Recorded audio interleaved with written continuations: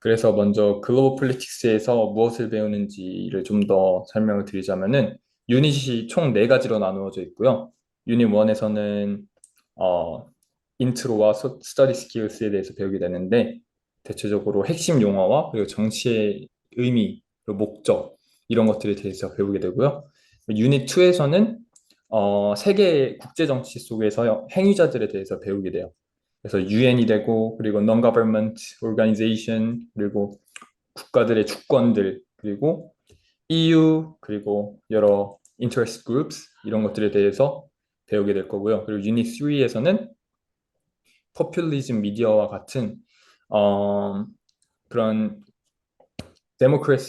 그런 데모크래시에 있는 그런 여러 가지 도전들 그런 것들에 대해서 배우게 되고요. 유닛 4에서는 Theory and Climate Change 해가지고 세상에 있는 그런 국제 사회 그 정치에 있는 이론들이 많잖아요. 그 리얼리즘이 될 수 있고 소셜리즘, 리버럴리즘, 포스트 콜로니얼리즘, 페미니즘 등등의 그런 이론들이 있는데 그 이론들에 대해서 의미들을 파악하게 되고 그리고 그 이론들은 그 클라이메이트 체인지 어 클라이메이트 체인지에 있어서 기후 변화에 있어서 어떤 그 이론들은 그 기후 변화의 원인이 무엇이고 그 기후 변화의 해결책을 무엇이라고 생각하는지 그런 것들을 각 이론들의 시점에서 배우게 됩니다.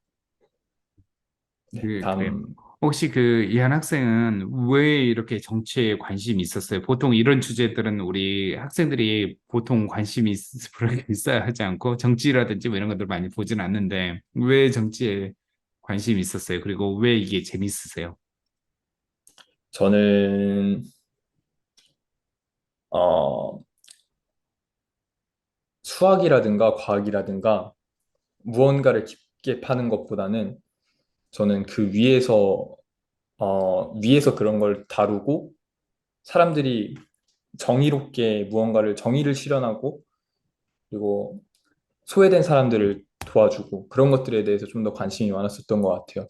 그래가지고 그런 정의사회 구현에 관심이 많았어가지고 정치판에서 그런 것들이 좀 이루어지지 않는 거 이런 걸 보면은 많이 분노하기도 했고 그래서 저는 자연스럽게 제가 그런 곳에 제가 직접 뛰어들어서 제가 정의 실현에 구현을 하고 싶다. 이런 정의사회 구현에 제가 일조를 하고 싶다. 이런 생각들을 많이 하게 돼서 폴리틱스를 조금 관심이 있었던 것 같습니다.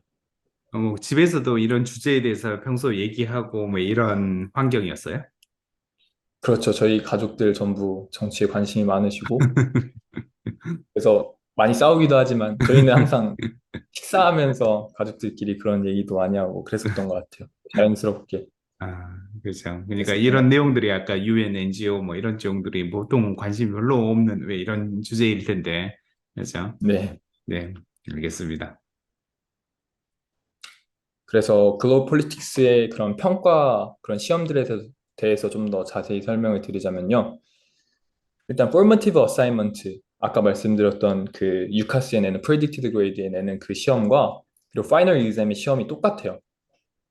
여기 나와 있는 것처럼 language bank, 그리고 short answer 이렇게 되어 있는데요. language bank는 뭐냐면은 language bank는 그 language bank로 되어 있는 파일을 학교에서 나눠주는데 거기에서 정치 용어들을 정리되어 있는 그런 것들을 쫙 나눠주는데 유닛별로 그게 정리가 되어 있고 그것들을 갖고 한 단어를 가르쳐 제시를 해줬을 때 이 단어에 대해서 설명을 한다거나 그리고 설명된 단어를 보고 설명된 문장을 보고 그 단어가 무엇인지 유추하는 식으로 그런 식으로 시험을 보게 되고요. 쇼트 앤서는 간단한 질문을 몇 가지를 주는데 그걸 보고 짧은 답변을 쓰면 됩니다. 그렇게 formative exam인데 온라인 exam으로 보게 되는데 반면에 파이널은 오프라인 exam 연필을 갖고 직접 시험장에 가가지고 시험을 보게 돼요. 시험의 그 진행 방식은 똑같지만 하지만 그 온라인 오프라인의 그 차이만 있다는 거 알아두시면 될 것 같고요.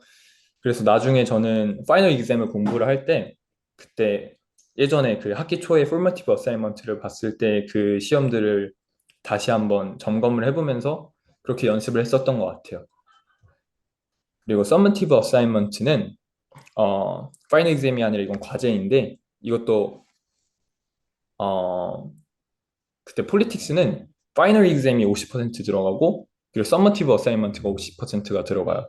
그래서 저는 그때 이 에세이에 되게 많은 집중을 하고 많은 노력을 하는 것을 추천을 드려요. 근데 저는 여기에서 높은 점수를 받았었어가지고 파이널 exam에 대해서 좀 많은 부담이 좀 덜어졌었던 걸로 기억합니다. 서머티브 어사이먼트는 4개의 질문들을 주어주는데 그중에서 질문 하나를 선택해서 글을 쓰시게 되면 돼요. 그 질문은 예를 들어 여기 나와 있는 것처럼 포퓰리즘이 데모크래시에 있어서 그런 데모크래시를 고치는 데 있어서 그런 기회가 될 수 있다. 그것의 위협이 아니다. 이런 식으로 질문이 있고 또 혹은 뭐 직접 민주제와 간접 민주제 사이에서 뭐 간접 민주제가 항상 더 좋다. 이런 식으로 문장들이 있고 여기에 대해서 저에 대한 의견을 이런 식으로 쓰게 되면 됩니다. 다음 이런 주제가 좀 재밌으세요? 이런 거에 대해서 쓰는 게? 저는 너무 재밌었죠. 그래요. 그리고 포머티브지 그러니까 텀 1하고 텀 1 그 어사이먼트하고 파이널이 시험이 똑같다는 얘기를 한 거예요? 맞아요. 아. 근데 파이널은 보통 우리가 예상을 하면 첫 번째부터 계속 두 번째, 세 번째 턴까지 다 하고 나서 시는 시험이기 때문에 첫 네. 번째 봤던 거하고 똑같기는 되게 쉽지 않을 것 같은데 어떻게 같을 수 아, 있어요? 그 시험 과정 자체는 똑같아요. 제가 아까 말씀드렸던 것처럼 랭귀지 뱅크랑 숄트 앤서 뭐 이렇게 시험 형식이 하는데 근데 똑같다는 거죠. 내용하고 뭐 네, 이런 게 형식이 똑같은 게 똑같죠. 아니라. 아, 예, 예. 하지만 과목은 달라요. 그렇죠, 그렇죠. 예, 예. 알겠습니다. 포메티브 어사이먼트 때는 그 과목이 아까 얘기 들었던 그 유닛 1의 내용으로 시험이 나오고요. 그리고 파이널 exam에서는 유닛 4, 3에서 4 그 정도로 나옵니다. 네.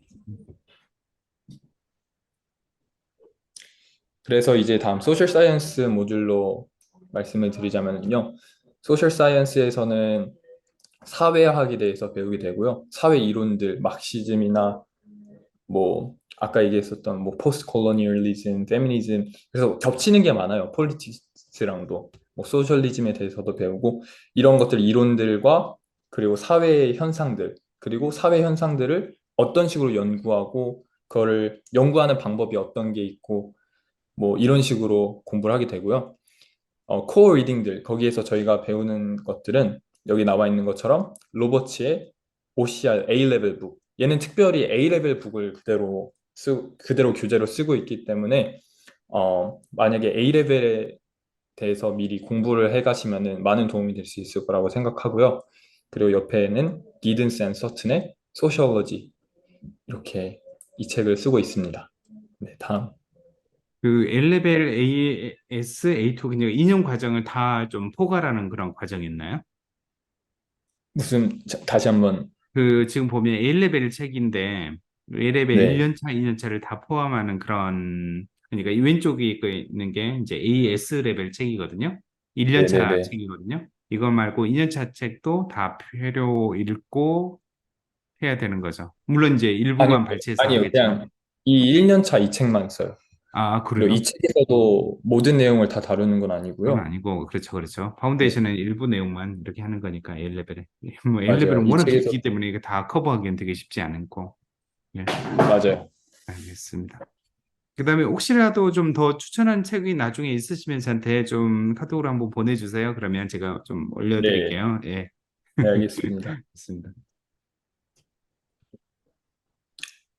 그래서 소셜 사이언스의 그런 평가, 그런 시험들에 대해서 설명을 드리자면요. 먼저 formative assignment는 800단어의 에세이고요. 이거는 아까 말씀드렸다시피 0%가 차지되고요. 어, 뭐 질문 같은 경우는 그때 여기서 나왔던 질문은요.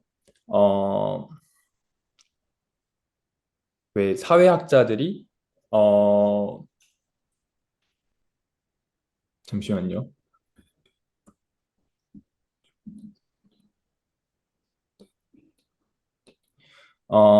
사회학자들이 왜 오리지널 레이스로 생각하는 것이 왜 중요한가? 이런 것들 뭐 이런 질문들이 있고요. 그리고 여기서 그 소셜 사이언스 어세스먼트에서 중요시 많이 여겼던 게 empirical study예요. 여기 나와 있는 것처럼 empirical study에 대한 내용이 여기에도 언급이 되어 있는데 empirical study는 여기에서 제대로 입증이 되어 있는 정보들, 근거가 있고, 뭐 논문으로서 이렇게 나와 있는 그런 내용, 스터디들을, 연구 결과들을 갖고 글을 쓰라고 많이 강조를 해요. 그래서 나중에 논문을 쓸 때도 이런 것들이 많이 도움이 되는데, 이 empirical study에 대해서 찾는 방법은 제가 뒤에서 또 설명드리겠습니다. 서머티브 어사이먼트도 에세이로 진행이 되는데요. 이거는 1000단어로 에세이를 쓰게 될 거고, 그리고 여기서는 뭐 결혼과 이혼의 패턴들 이런 것들에 대해서 평가하고 뭐 설명하라 이런 식으로 얘기가 나오고요. 이것도 질문들이 네 가지 정도가 있어요. 그 네 가지 정도 중에서 하나 질문을 선택해서 원하는 답변을 원하는 질문을 하나 선택해서 글을 쓰시게 될 거고요. 서머티브 어사이먼트 2는 아까 말씀드렸다시피 그룹 프레젠테이션을 설명하게 될 거고요. 같이 세미나를 듣고 있는 그 친구들이 있는데 그 친구들 중에 네명이 한 그룹이 되어서 같이 그룹 프레젠테이션을 진행하게 될 거고요. 그룹 프레젠테이션의 그 주제는요. 왜 사회과학이 우리들이 여러 가지 그런 사회 현상들에 대해서 설명하는데 도움이 되는지 이런 것들에 대해서 설명을 하게 되고요. 그리고 그것을 사회 현상을 사회 현상을 저희가 직접 한번 그 연구를 해봐야 돼요. 연구하는 그런 플랜을 짜서 설명을 해야 돼요. 예를 들어서 저희는 여러 사람들에게 가가지고 왜 이런 현상이 일어나는지 물었고 뭐 이것이 어떻게 할 것인지 물을 것입니다. 이런 식으로 플랜을 짜야 돼요. 직접 잠시만요. 지금 여기 그, 예, 어제 학생이 여기 씨앗 국제학교라고 여기 수원에 있거든요. 이 국제학교 학교에서 공부를 지금 이제 프레젠테이션을 제공하고 있는 것 같아요. 예, 지금 공부하셨던 씨앗 국제학교 여기 강당인가 봐요? 네, 맞아요. 지금 아, 교장 선생님께서 생신이셔가지고 네, 죄송해요. 그렇구나. 그래서 예, 예. 네, 제가 계획을 짜서 뭐 저희 같은 경우는 어, 그 다이어트 그러니까 사람들의